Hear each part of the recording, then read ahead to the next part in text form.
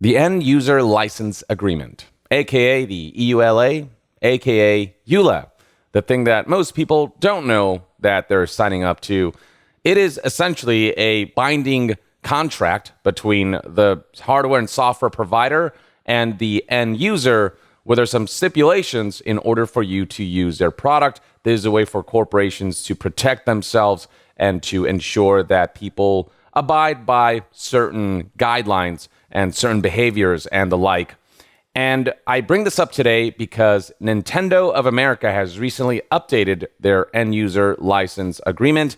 And this is what you'll be agreeing to should you decide to partake in Nintendo products. And if you decide to, say, activate a Nintendo account.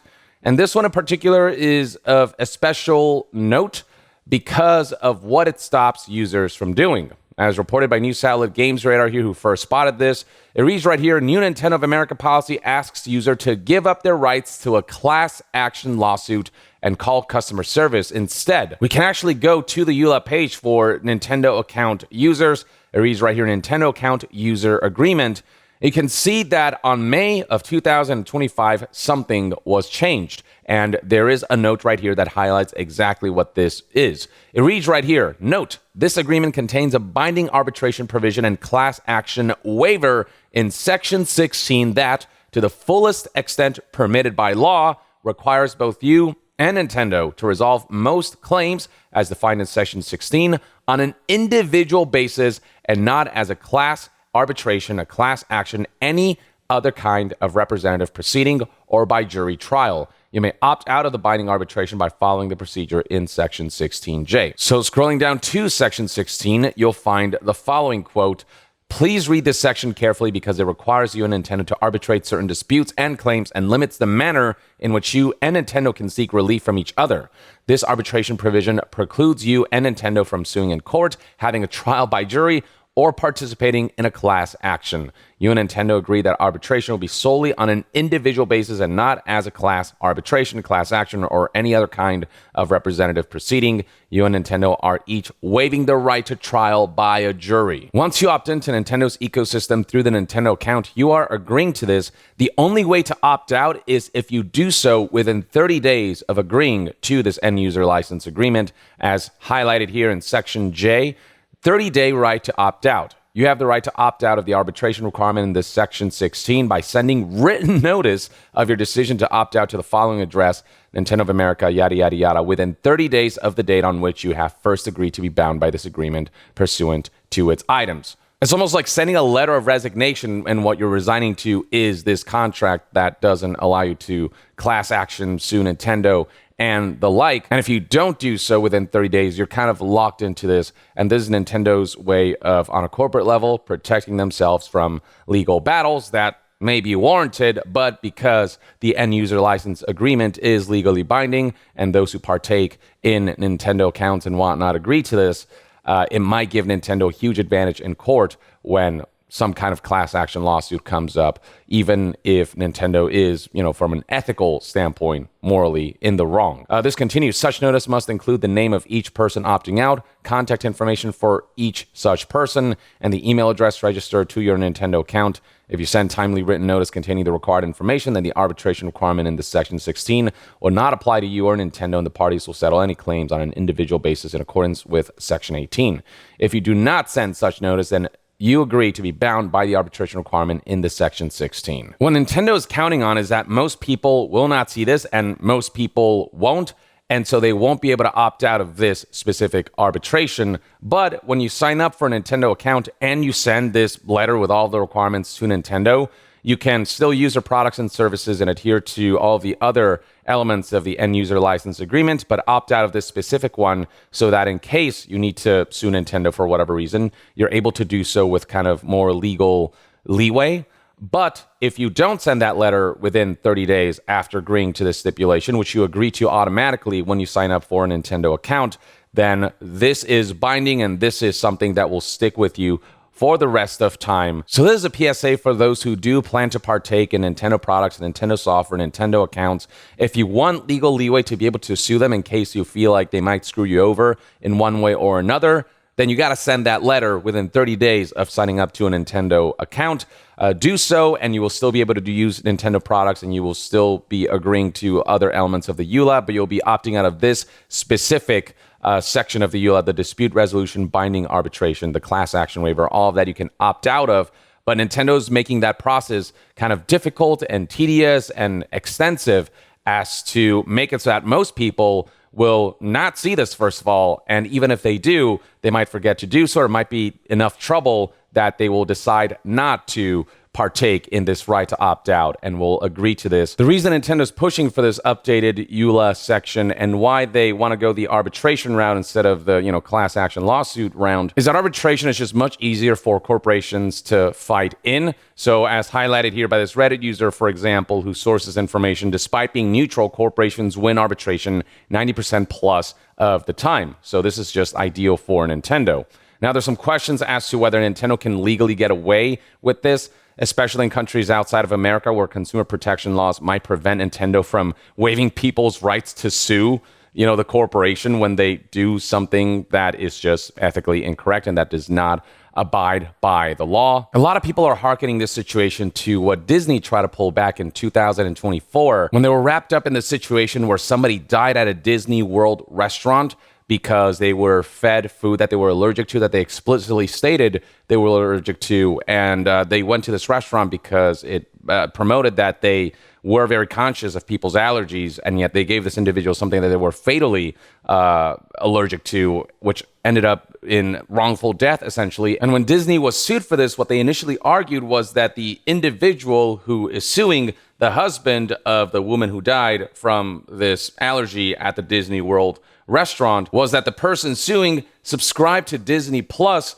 and because of the end user license agreement there, which states that you can't sue Disney and you can only arbitrate them, that they cannot take Disney to court. The terms of use of that service state that any dispute between you and us, except for small claims, is subject to a class action waiver and must be resolved by individual binding arbitration. This is the case that Disney tried to make. The specific quote from Disney's motion when they tried to prevent this from going to court and when they try to settle this through arbitration read, Piccolo, the husband of the individual who died because she had an allergic reaction at the Disney World restaurant and who is one who sued Disney, ignores that he previously created a Disney account and agreed to arbitrate all disputes against the Walt Disney Company or its affiliates. Piccolo's lawyers, of course, were having none of it, saying that the notion that terms agreed to by a consumer when creating a Disney Plus free trial account would forever bar that consumer's right to a jury trial in any dispute with any Disney affiliate or subsidiary is so outrageously unreasonable and unfair as to shock the judicial conscience, and this court should not enforce such an agreement. This made headlines, and the backlash got so bad that Disney eventually backtracked on this argument and decided that they would take this to court and engage in legal battle. But if Disney didn't care about the backlash and if they would have pushed forward with this argument, I'm curious as to how the courts would have seen this argument, how the law would actually handle it based on the letter of law. That's hard to say. And as to why Nintendo itself would implement such a clause, well, I think it likely has to do with all the legal troubles they got in during the Switch 1 era because of Joy-Con drift. Those who've been keeping up with Switch 2 news will know that Switch 2's Joy-Cons, the Joy-Con 2s, will not feature Hall effect sticks, which help prevent Joy-Con drift. And Nintendo has not specifically addressed Joy-Con drift, have not provided any assurances that the Joy-Con 2s will not suffer stick drift, or at least, they've made improvements so that it doesn't happen as frequently. And so people are concerned that we're essentially going to see the same issues with the Joy-Con 2s, which, by the way, are more expensive now because of the tariffs. They were already more expensive than the Joy-Con 1s by $10, and then an additional $10 was added to the price because the tariffs hit and a lot of Nintendo's accessories are made in China. And so given the level of expense when it comes to Joy-Con 2s, the issues and concerns surrounding Hall effect sticks not being implemented and the possibilities of Joy-Con drift still being a thing, like that is very much an issue that's at the forefront of Switch 2. Nintendo's already done a really bad job of reassuring customers that with the Joy-Con 2s, they will not experience drift, but maybe it's because they don't want to make any promises that they can't keep. So the only assumption that can be made by consumers is that Joy-Con 2s can suffer drift. The only vague assurance that Nintendo provided was in this interview with Nintendo Life, where they said that they did build and design the Joy-Con 2 controllers from the ground up, but they never specifically addressed Joy-Con drift, or that they found some solutions to prevent that from happening.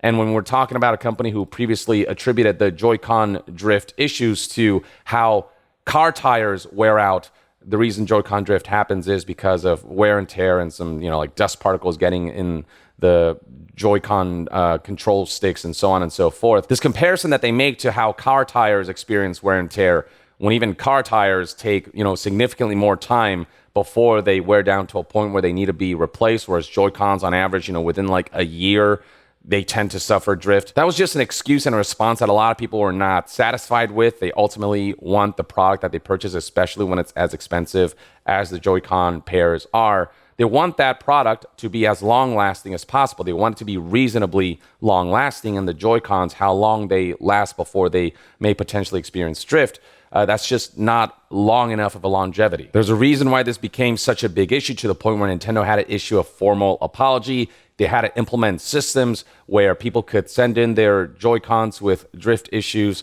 for free, on top of not requiring proof of warranty and even offering to refund past repairs of Joy-Cons. But even then, that process is so tedious and not always guaranteed to yield results like you getting a fully repaired pair of Joy-Cons, or you getting a replacement pair if they cannot be repaired. And, the mixed results surrounding that didn't make that the ideal solution for the Joy-Con drift that people were experiencing. And given the scale of Joy-Con drift that we were seeing with the Joy-Con 1s, with research here from which.co.uk showing that 40% of Nintendo Switch owners have suffered persistent Joy-Con drift problems, that really highlights just how widespread this issue is and how much money Nintendo made by essentially creating a product that's defective enough, or that doesn't have enough longevity, where they can make a profit off of people having to purchase additional Joy-Con pairs because of the wear and tear associated with the Joy-Con's joysticks. And so if we see a similar issue with the Switch 2, where the Joy-Con 2 pairs suffer something similar, where a significant portion of Joy-Con 2s